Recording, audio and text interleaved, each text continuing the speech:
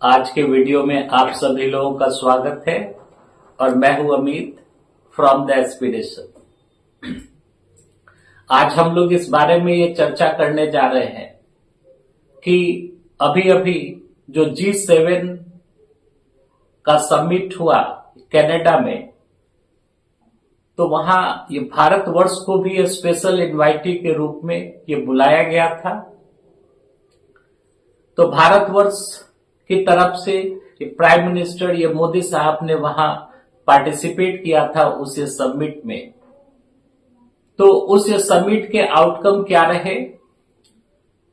दूसरा कि इस पूरी ये वैश्विक व्यवस्था में जो G7 है, यानी कि ये ग्रुप ऑफ ये 7 नेशंस, उसकी ये भूमिका क्या है, वो क्या उसका ये गठन ये कब हुआ, वो किस प्रकार के वो कार्यों को देखता है, इस ये ग्रुप की या इस मंच की ये प्रभावशीलता कितनी है ये वैश्विक राजनीति में और वैश्विक आर्थिक व्यवस्था में। तो इन सब सारे चीजों के बारे में ये चर्चा करने के लिए आज हम लोग इस वीडियो के माध्यम से प्रस्तुत हुए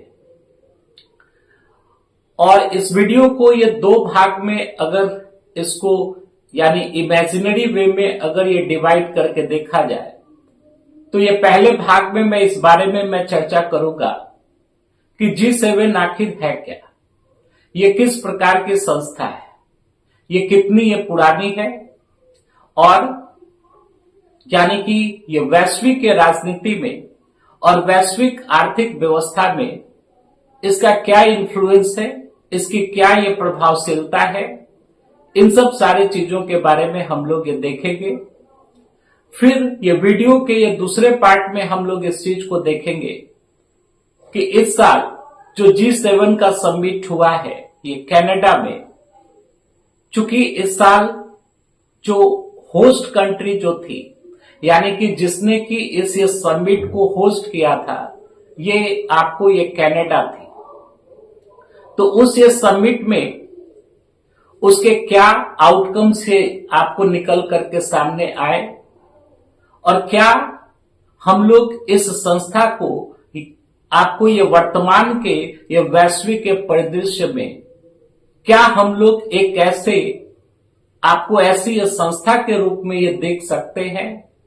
कि वो एक वो प्रभावशाली भूमिका ये निभा रही हो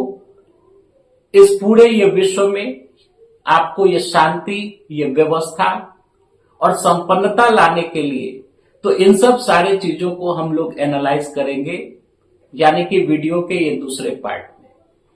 तो सबसे पहले हम लोग ये बात करते हैं कि G7 है क्या। तो G7 जो है, इसको ऐसे बोला जाए कि आपको ये ग्रुप ऑफ ये 7 नेशंस, और हमने ये बोर्ड पे भी लिखा है कि G7 जो है इसमें ये 7 ये मेंबर कंट्रीज हैं। फ्रांस, यूएसए, ब्रिटेन, ये जर्मनी, जापान, इटली और कनाडा, और इसके साथ साथ यूरोपियन यूनियन भी इसका यह सदस्य है। और हम लोग जानते हैं कि यूरोपियन यूनियन कोई कंट्री नहीं है, बल्कि वो एक यानी कि यूरोप के बहुत सारे ये देशों को मिलाकर के एक उनकी एक वह संयुक्त ये संस्था का गठन किया गया है, जिसको कि हम लोग यूरोपियन कमीशन बोलते हैं। यानी कि अगर ये पॉलिटिकल ये देखा जाए, यानी कि स्वतंत्र राष्ट्रों के अस्तित्व के आधार पर अगर देखा जाए, तो G7 में ये 7 ये देश है और इन 7 देशों को आप देखिए, ये सारे जो ये देश है ये डेवलप्ड कंट्रीज है, मतलब ये विकसित ये देश है। और इन 7 ये विकसित ये देशों का ये G7 जो है वो एक इनफॉर्मल, फिर से मैं बोल रहा हूं, इनफॉर्मल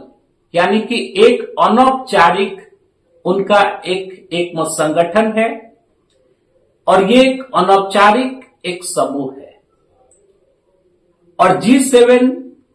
इस ये समूह का ये गठन जो है वो 1975 में ये पहली बार ये किया गया था। हालांकि उस समय ये कनाडा उसमें ये सम्मिलित नहीं था। तो ये कनाडा को अगर आप हटा दें तो 6 राष्ट्र, फ्रांस, यूएसए, ब्रिटेन, जर्मनी और जापान और इटली, ये 6 राष्ट्र जो है ये उस समय ये सम्मिलित थे इस ये ग्रुप में, और जिसको कि G6 ये बोला जाता था। और ये कनाडा का इंक्लूजन जो है वो आपको ये 1976 में 1976 में ये कनाडा को इंक्लूड किया गया इस ये संगठन में। उसके बाद मतलब ये संगठन जो है ये G7 ये कहा जाने लगा। फिर आगे चल करके कुछ ये फैक्ट्स हैं। तो आगे चल करके 1997 में ये रूस को भी इसमें शामिल किया गया, इस अनौपचारिक ये समूह में। तो रूस के ये शामिल होने के पश्चात आपको ये जो ये संगठन है ये G8 ये कहा जाने लगा। लेकिन बाद में ये 2014 में जब रूस ने ये क्रीमिया के ऊपर अधिकार किया था, तो उस टाइम में यानी कि रूस को इस ये समूह से ये बाहर कर दिया गया, और फिर से ये संगठन जो है वो आपको ये G7 हो गया। मतलब कि 7 कंट्रीज इसमें ये रह गई। तो यानी कि आज के डेट में ये 7 कंट्रीज जो है वो इस ये समूह की वो सदस्य है। यूरोपियन यूनियन एक अलग से इसका मेंबर है। लेकिन आपको यानी कि यूरोपियन यूनियन को जो भी ये मेंबरशिप की जो ये प्रिविलेजेस होती हैं या विशेषाधिकार होती हैं, वो सब सारी चीजें हासिल हैं। लेकिन यूरोपियन यूनियन वो किसी यानी कि बैठक का आयोजन वो नहीं कर सकता है, और किसी ये शिखर ये बैठक का वो अध्यक्षता वो नहीं कर सकता है। तो ये 2 चीजें वो नहीं कर सकता है। बाकी इसके अतिरिक्त अन्य जो भी ये प्रिविलेजेस होती हैं, यानी कि ये G7 के एक मेंबर के रूप में वो सब सारी ये प्रिविलेजेस जो है वो यूरोपियन यूनियन को हासिल है। तो ये तो आपको ये G7 के आपको ये संरचना की बात हुई। दूसरा एक चीज को याद रखना है कि ये एक अनौपचारिक समूह है। अनौपचारिक समूह का ये मतलब हुआ कि इसकी अपनी कोई सेक्रेटरिएट नहीं है, कोई सचिवालय नहीं है। G7 के अंतर्गत अपॉइंटेड ऑफिशियल्स जो है वो काम नहीं करते हैं, जो कि एक रेगुलर बेसिस पे इन सारे ये कंट्रीज के ये शिखर ये बैठकों का जो डिसीजन होता है उस ये डिसीजन को ओवरसी करना या सेक्रेटरियल या सर्विस को ये प्रोवाइड करना ये कंटिन्यूअस बेसिस पे, तो ये सब चीजें इसमें ये नहीं होती है। यानी कि मोटा मोटी इस चीज को देखा जाए तो आप समझिए कि विश्व के जो सबसे ये 7 ये संपन्न जो राष्ट्र हैं, जो सबसे ये डेवलप्ड कंट्रीज हैं, ये इन सारे ये डेवलप्ड कंट्रीज का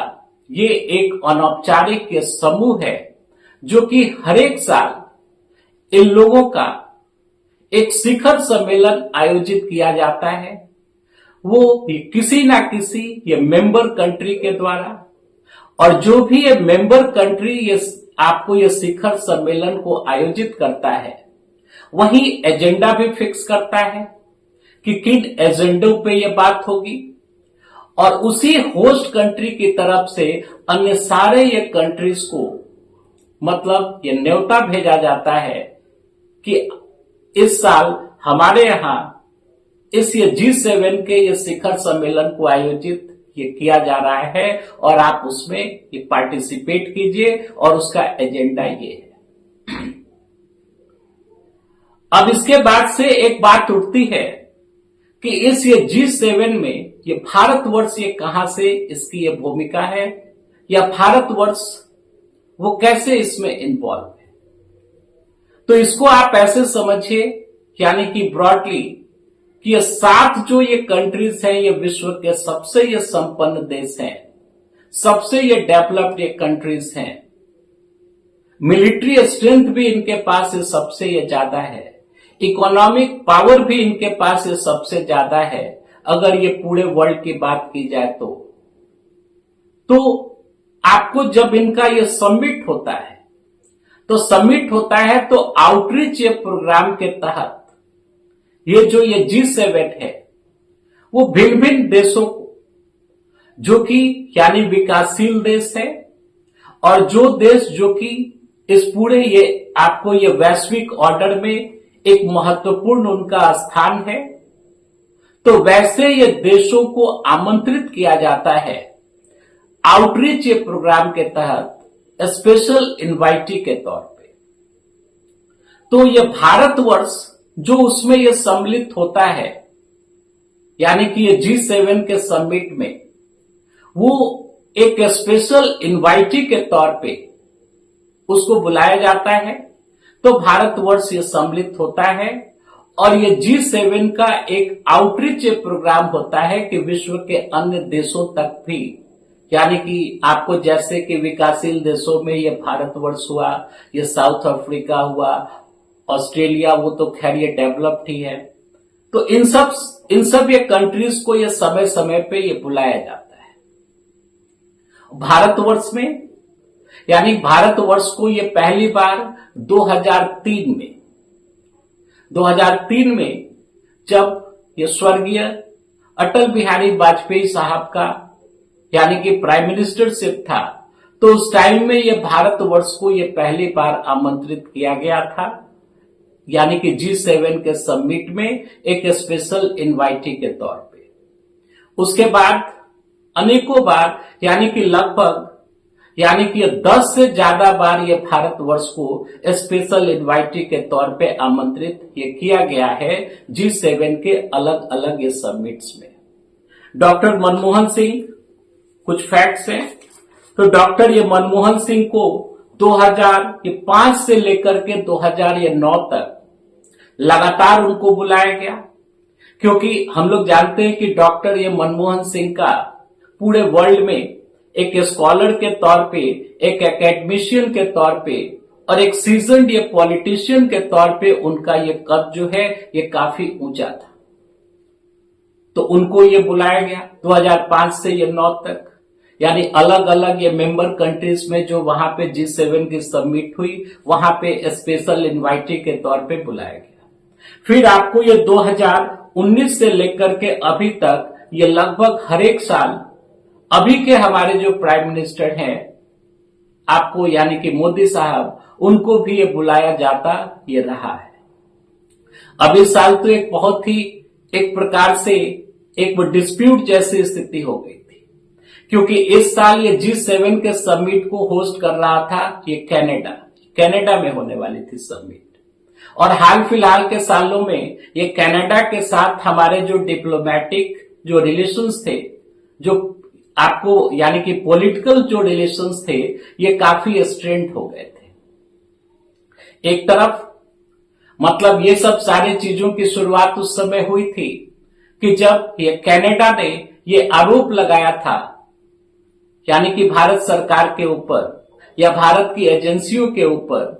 कि वो वहां के उनके जो नागरिक हैं, ये कैनेडियन जो नागरिक हैं, तो कुछ ये सेलेक्टेड ये नागरिक जो कि ये खालिस्तानी ये मूवमेंट्स में जो इन्वॉल्व थे, उनकी हत्या कराने में ये भारतवर्ष का हाथ है।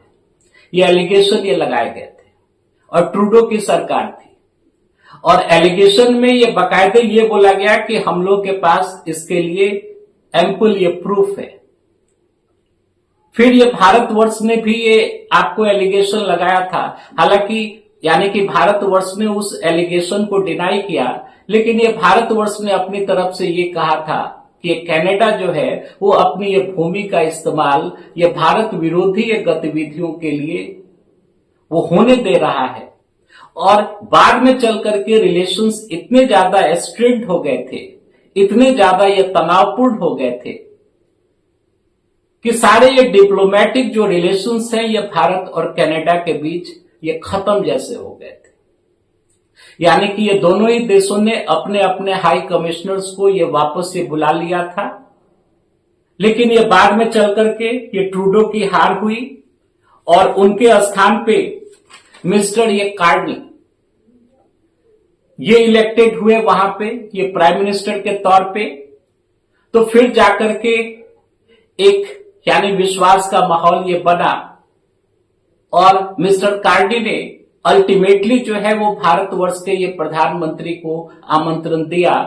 यानी कि G7 समिट में आने के लिए। तो इस प्रकार से ये बात बनी और अल्टीमेटली हमारे ये प्राइम मिनिस्टर जो है वो G7 समिट में भाग लेने के लिए एक स्पेशल इनवाइटी के तौर पे वो ये कनाडा वो गए। तो ये सब तो इसके स्ट्रक्चरल ये कंपोजिशन की बात है।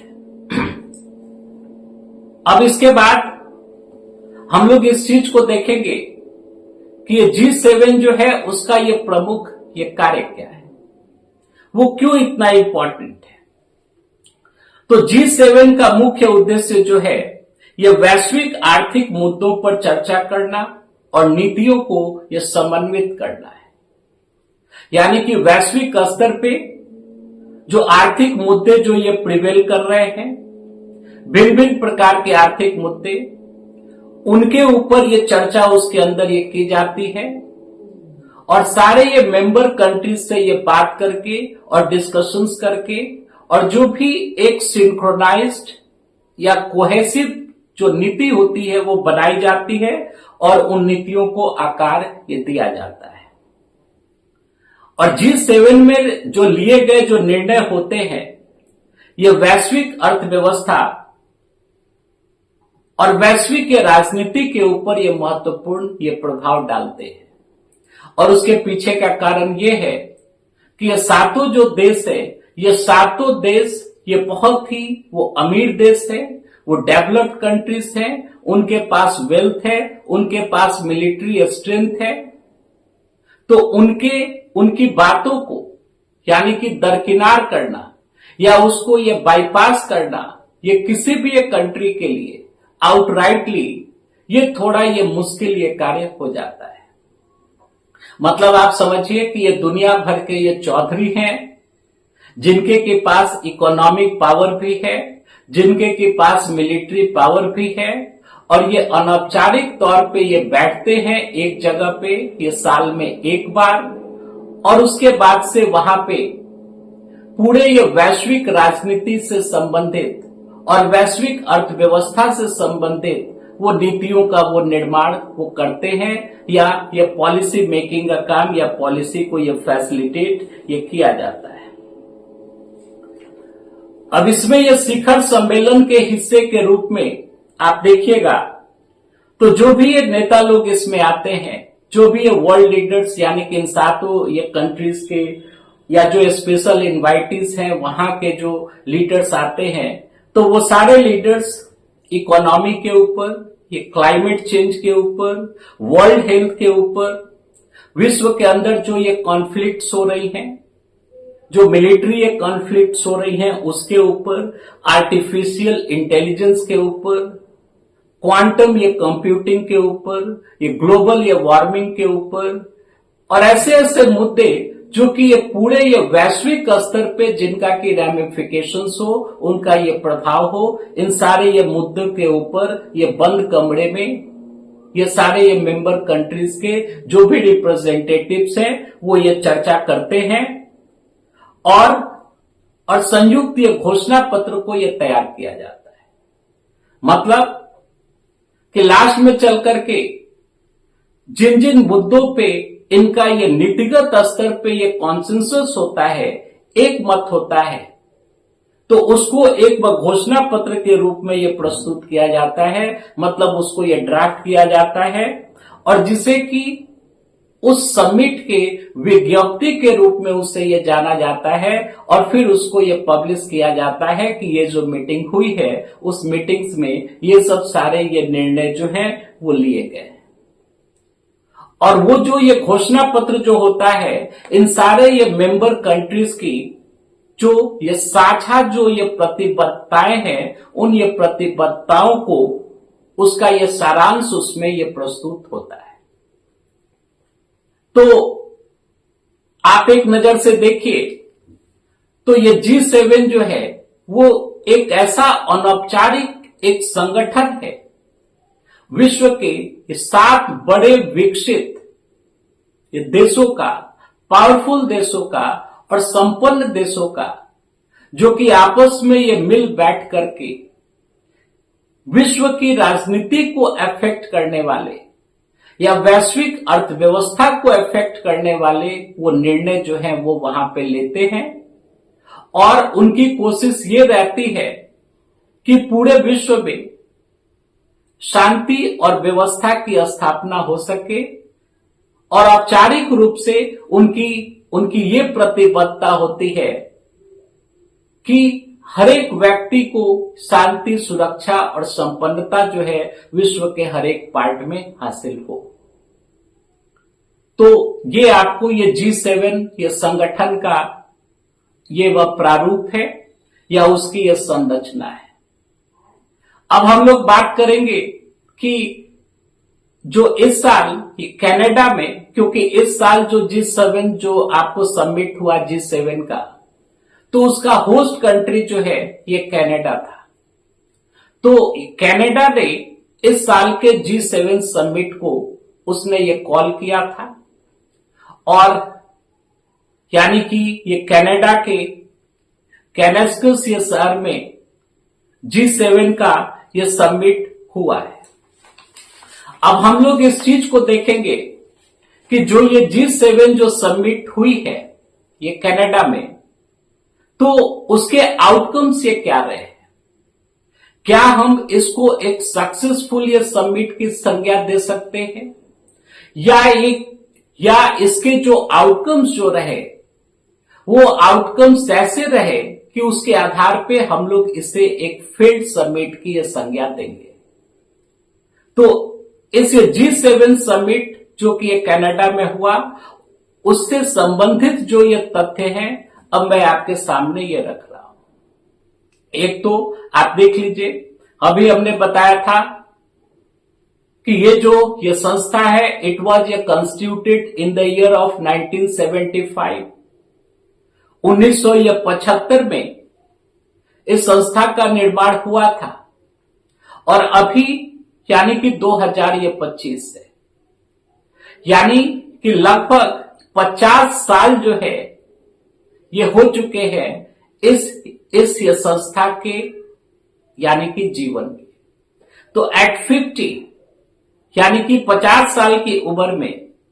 ऐसा होना चाहिए था कि ये G7 जो है ये और भी ज्यादा ये रॉबस्ट यानी कि मजबूत और ये कोहेसिव और एक्सपीरियंस्ड होना चाहिए था। ये जो ये ग्रुप है कॉन्फ्लिक्ट्स को ये मैनेज करने के मामले में, क्योंकि अभी हम लोग देख रहे हैं कि पूरे विश्व में कम से कम ये 2-3 जगहों पे तो एक बहुत ही हार्ड सी कॉन्फ्लिक्ट की स्थिति ये बनी हुई। अभी हाल फिलहाल में ही हम लोगों ने देखा कि भारतवर्ष, हमारा देश जो है वो पाकिस्तान के साथ उसकी ये मिलिट्री एंगेजमेंट जो है ये थोड़े समय के लिए हुई थी। मतलब एक वो कॉन्फ्लिक्चुअल स्थिति यहां पे भी ये बन रही थी, जिससे कि ये पूरी जो रीजनल पीस की जो समस्या है ये प्रभावित हो जाती। लेकिन आगे चल करके मतलब इन दोनों कंट्रीज के बीच में ये सीज फायर हुई और इस बारे में अमेरिका के प्रेसिडेंट का ये कहना है कि हमारी ये मध्यस्थता से ये सीज फायर हुई है। तो खैर वो चाहे वो किसी के भी कारण वो सीज फायर हुई, लेकिन फैक्ट यही है कि भारत और पाकिस्तान के बीच अभी ये किसी प्रकार का मिलिट्री कॉन्फ्लिक्ट जो है आउटवर्डली और ओपनली ये नहीं है। लेकिन विश्व में यानी 2 क्षेत्र ऐसे ये जरूर हैं जहां पर कि बहुत ही डेडली कॉन्फ्लिक्ट्स जो है वो चल रही हैं, वॉर लाइक सिचुएशन है। एक तो इजराइल और ईरान के बीच में, और इसमें साथ साथ ये फलस्तीन भी ये बुरी तरीके से ये पीस रहा है। फलस्तीन में तो एक प्रकार की ह्यूमैनिटेरियन ये क्राइसिस हो गई है। वहां पे ये बच्चों के लिए ये खाने के लिए अनाज तक नहीं है, बच्चों के लिए दूध तक नहीं है, वहां मेडिसिन उपलब्ध नहीं हो पा रहे हैं, पीने के लिए ये पानी नहीं हो आपको वहां पे ये मौजूद है। और इसके साथ साथ इजरायली जो सेना है वो इतनी ज्यादा ऑफेंसिव हो गई है वहां पे, और इतना ज्यादा ये ब्रूटल हो गई है कि वहां पे बहुत ही लार्ज स्केल में है जो लोग ये मारे जा रहे हैं। ये वस्तु स्थिति है। फिर उसके बाद इजराइल का ईरान के साथ एक कॉन्फ्लिक्ट हुआ, अभी हो रहा है, और ये एक प्रकार का वार लाइक सिचुएशन है जो कि ये 7-8 दिन से अधिक ये कंटिन्यू आपको यानी कि कंटिन्यू कर रहा है। और यानी कि यहां पे इजराइल जो है वो बोल रहा है कि मैंने एक प्री इम्पिटिव एक्शन लिया।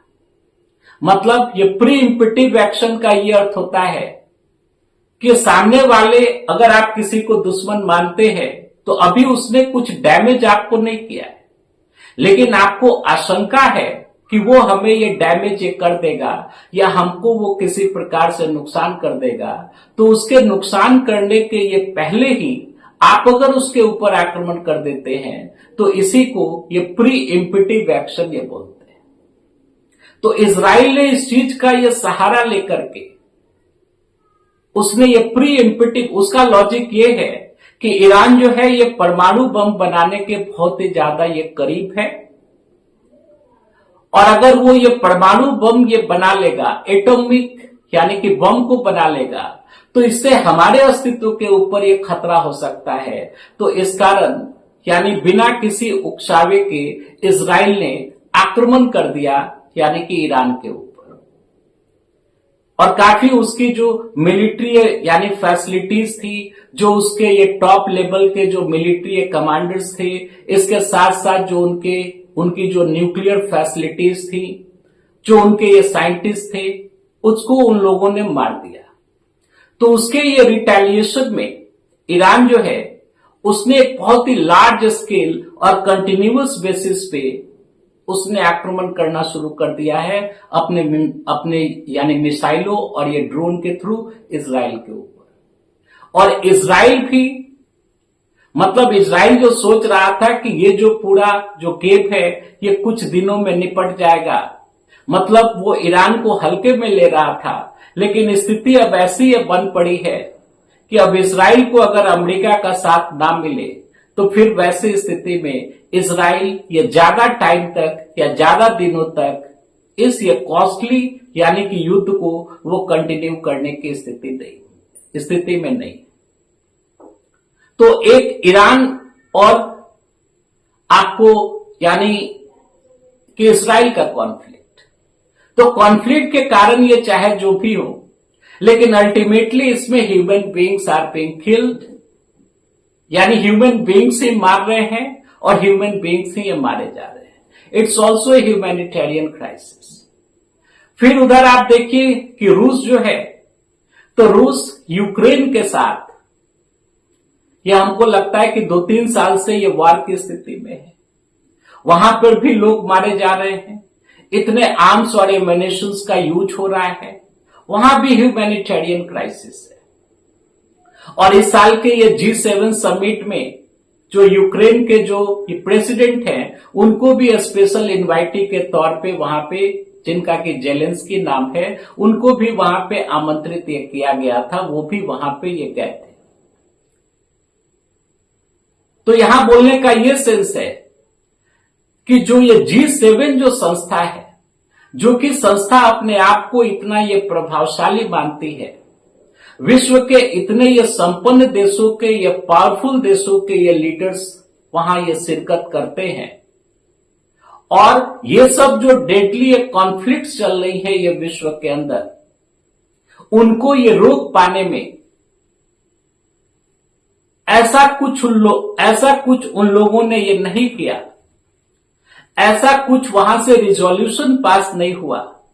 या इस दिशा में ये गंभीर प्रयास नहीं किए गए जिससे कि इन सारे ये कॉन्फ्लिक्ट्स को रोका जा सके और ह्यूमैनिटेरियन क्राइसिस से ये बचा जा सके, तो एक नजरिए से आप देखें तो ये G7 का, यानी इस साल जो ये G7 का जो शिखर सम्मेलन जो ऑर्गेनाइज किया गया था ये कनाडा में, तो उस ये लिहाज से आप देखिएगा तो ये उसकी ये नाकामी है, ये उसका इनइफेक्टिवनेस है। इसके साथ साथ अभी आज के टाइम में एक दूसरा इश्यू देखिए,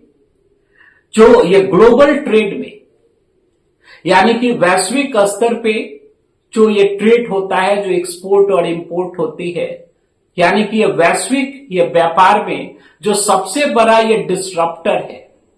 यानी कि ये सबसे बड़ा ये व्यवधान लाने वाला जो ये चीज है, वो आज के टाइम में ये ट्रंप एडमिनिस्ट्रेशन की जो रेसिप्रोकल जो ये टैरिफ ये पॉलिसीज हैं, जिसको कि आप लोग या हम लोग ये टैरिफ वॉर्स की संज्ञा देते हैं, ये आपको ये ग्लोबल ट्रेड में ये एक बहुत बड़ा ये डिस्ट्रप्टर हो गया है इस टाइम में। यानी मोटा मोटी ये समझिए कि अमेरिका जो है वो इस चीज की कोशिश कर रहा है कि अपनी इकोनॉमी को बाहर के जो कॉम्पिटिशन्स हैं, बाहर के ये कॉम्पिटिटर से उसको ये बचाया जाए। यानी कि अमेरिका के अंदर जो वस्तुएं ये बाहर ये मैन्युफैक्चर हो रही हैं, अमेरिका से बाहर के देशों में ये मैन्युफैक्चर हो रही हैं, और अगर वो वस्तुएं वहां पे अमेरिका के अंदर जा रही हैं तो उसके ऊपर बहुत हैवी इंपोर्ट ड्यूटी को लगाया जाए। तो अगर यानी कि अमेरिका अगर वैसा वो करने लगेगा, अगर वो इंपोर्ट ड्यूटी को वो बढ़ा देगा, तो अन्य जो कंट्रीज हैं, अन्य कंट्रीज भी अपने यहां वो अमेरिकन ये सामानों को यानी कि आपको मंगवाने में जो इंपोर्ट ड्यूटी लगती है उसको भी वो बढ़ा देंगे। तो एक प्रकार से ये ट्रेड वॉर जैसी स्थिति हो जाएगी, और इस पूरे स्थिति में ये वर्ल्ड ट्रेड ये प्रभावित होगा। यानी कि वस्तुओं का, सेवाओं का, ये कैपिटल का, यानी कि ये पूंजी का, ये लेबर का, टेक्नोलॉजी का जो आदान प्रदान हो रहा है एक देश से ये दूसरे देश के बीच में, वो सारा का सारा ये मूवमेंट जो है वो बहुत ही सीरियसली ये डिस्टर्ब हो जाएगा।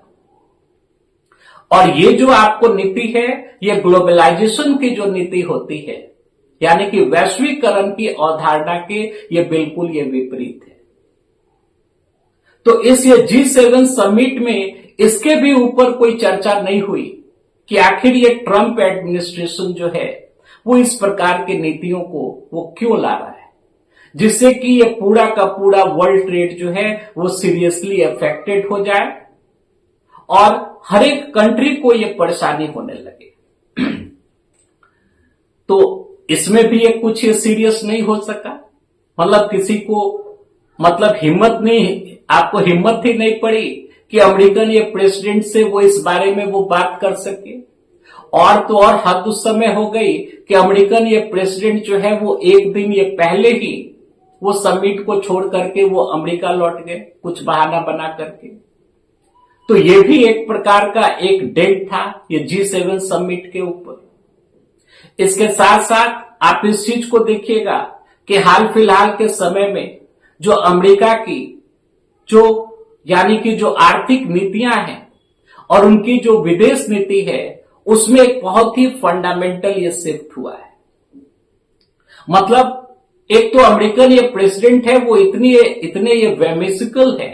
इतने ये मनमौजी पूर्ण ढंग से वो कुछ का कुछ, ये कहीं कुछ बोल देते हैं, कहीं कुछ बोल देते हैं, और जिसके के कारण जो उनकी एक्सेप्टेबिलिटी है या उनकी ये बातों की विश्वसनीयता जो है वो खतरे में पड़ जाती। अब जो ये G7 का समिट हुआ, वहां पे ट्रंप साहब ने ये बोल दिया कि रूस और यूक्रेन के ये वॉर के बीच में उन्होंने कुछ ऐसे स्टेटमेंट्स वो पहले से वो दे रहे थे जिससे कि रूस को ये सपोर्ट मिलता। तो फिर वैसी स्थिति में यानी कि यूक्रेन जो है, जिसको कि स्पेशल इनवाइटी के तौर पे ये बुलाया गया था इस आपको G7 समिट में, तो उनके लिए, जेलेंस्की के लिए तो ये क्रोधपूर्ण स्थिति हो गई कि वो रूस को सपोर्ट कर रहे हैं। दूसरी तरफ ट्रंप एडमिनिस्ट्रेशन की ये चाइना के प्रति जो उनकी नीति है ये बहुत ही एम्बिगुअस है, मतलब यानी बहुत ही अस्पष्ट है, क्योंकि ये ट्रंप ने वहां पे ये बयान दे दिया कि अब जो ये G7 समिट है इसको ये G9 ये कर दिया जाए, यानी कि आपको ये 2 कंट्रीज को उसमें और इंक्लूड कर लिया जाए। और अमेरिकन प्रेसिडेंट ने बोला कि अब समय आ गया है कि रूस और चाइना को भी इस, यानी कि इस ये ग्रुप में, इस अनौपचारिक समूह में इनको भी इंक्लूड कर दिया जाए। तो ये सब जो अनएक्सपेक्टेड और अनप्रेसिडेंटेड और जो एक आशा के विपरीत जो अमेरिकन ये पॉलिसीज है, खास करके उनकी जो यानी कि डिप्लोमेसी से संबंधित जो नीतियां हैं, जो उनकी विदेश नीति है, जो उनकी आर्थिक नीतियां हैं, उन चीजों को लेकर के एक प्रकार की अनिश्चितता की जो स्थिति बन रही है, उसके भी कारण ये G7 समिट में ऐसा कोई ये प्रपोजल ही ये पास नहीं हो पाया जो कि पूरे ये वैश्विक के तौर पे वो कोई अपना ये पॉजिटिव इंपैक्ट को ये डाल सके। और यानी कि लास्ट में अब इस चीज के लिए ये कोशिश की गई कि अब जो यानी कि ड्राफ्ट स्टेटमेंट है वो ये तैयार किया जाने लगा ये G7 समिट का। तो अमेरिका ने ये साफ साफ उस पे यानी कि ये साइन करने से इनकार कर दिया कि नहीं भाई, ऐसा कोई भी ड्राफ्ट स्टेटमेंट जिसमें कि यानी कि डी एस्केलेशन की बात अगर की गई हो, यानी कि जो इजराइल और ईरान के बीच जो कॉन्फ्लिक्ट चल रहे हैं उसके डी एस्केलेशन की कोई बात की गई हो, या इजराइल का ये किसी भी प्रकार से क्रिटिसिज्म ये किया गया हो, तो वैसे किसी भी ड्राफ्ट स्टेटमेंट पे ये साइन करने से अमेरिका ने इनकार कर दिया। और अमेरिका इस चीज के लिए ये पुश करने लगा कि आप जो ये ड्राफ्ट स्टेटमेंट है, यानी कि उस ये शिखर सम्मेलन का जो भी ये घोषणा पत्र जो जारी होगा उसमें यानी कि ईरान को ये कंडेम करने के लिए आप ये प्रपोजल लाइए और उसको ये पास किया जाए। तो अंततोगत्वा इसमें स्थिति ये बनी कि G7 जो समिट है जो कि ये कनाडा में हुआ, तो की इश्यूज के ऊपर यानी कि जो महत्वपूर्ण मुद्दे थे उसके ऊपर ये किसी भी प्रकार का ये ज्वाइंट स्टेटमेंट को वो जारी करने में सक्षम नहीं हो सका। और जितने भी ये मेंबर कंट्रीज थे वो जो लेस ये कंटेंशियस जो इश्यूज थे, यानी वैसे इश्यूज जिसके के ऊपर की ये विवाद ये ज्यादा नहीं है, जैसे कि ये ग्लोबल वार्मिंग को कम किया जाए, आर्टिफिशियल इंटेलिजेंस को यानी कि बढ़ाया जाए, ये क्वांटम ये कंप्यूटिंग को आगे आपको एक कंप्यूटिंग को आगे किया जाए, उसके साथ साथ जो आपको यानी कि जो ये क्रिटिकल ये मिनरल्स का जो ये सप्लाई चेन है उसको ये दुरुस्त किया जाए, और ये वाइल्ड फायर को ये रोकने की दिशा में प्रयास किए जाएं, उसके ये प्रिवेंशन से संबंधित ये आपको ये प्रयास किए जाएं, और ये ट्रांसनेशनल ये रिप्रेशन यानी कि एक राष्ट्र से ये दूसरे राष्ट्र के बीच में जो रिप्रेशन वर्ड का यूज किया गया है। रिप्रेशन का मतलब होता है कि दमन, यानी कि ट्रांसनेशनल यानी एक राष्ट्र से दूसरे राष्ट्र के बीच में अगर किसी भी प्रकार की दमनात्मक ये कार्रवाई हो रही है उसको ये रोका जाए, लेकिन ये टेररिज्म शब्द का उल्लेख नहीं किया गया, मतलब ट्रांसनेशनल रिप्रेशन वर्ड का यूज किया गया, जबकि ये भारतवर्ष ये चाह रहा था कि इस ये टेररिज्म शब्द को इंक्लूड किया जाए। और चूंकि ये टेररिज्म शब्द को इंक्लूड अगर किया जाता तो भारतवर्ष के लिए ये मौका रहता कि वो पाकिस्तान को एक टेररिस्ट स्टेट के रूप में या एक ऐसे स्टेट के रूप में जो कि टेररिज्म को ये बढ़ावा देता है उस रूप में वो प्रस्तुत करता।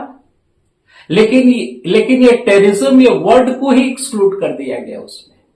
और डिप्लोमेसी की भाषा में इसको बोलते हैं कि ये ट्रांसनेशनल रिप्रेशन, इसको ये कम किया जाए, जो कि एक बहुत ही एक वैग एक्सप्रेशन है, बहुत ही अस्पष्ट एक्सप्रेशन है। तो इस प्रकार से